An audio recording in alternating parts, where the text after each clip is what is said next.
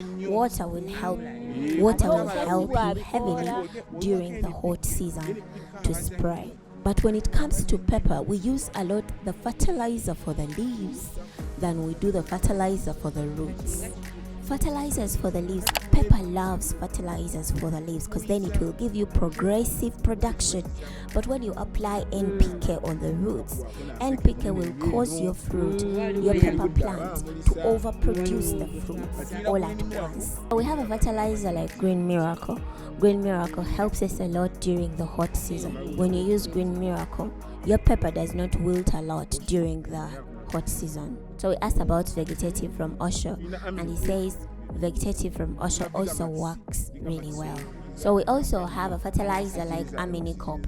So using Vigamax and attracting the bee will cause your plant to produce a lot of flowers, which will bring you more fruits. Vigamax is very good.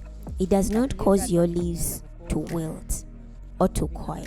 It just cleans your leaf and your leaf keeps looking good. So my advice to the farmer, use heavily a fertilizer for the leaves.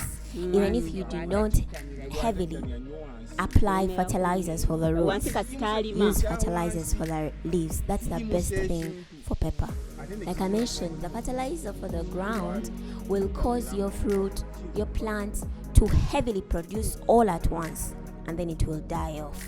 But this fertilizer that you're spraying on the leaves, every time you keep applying, it keeps producing fruits. It keeps producing, so it produces throughout the whole season.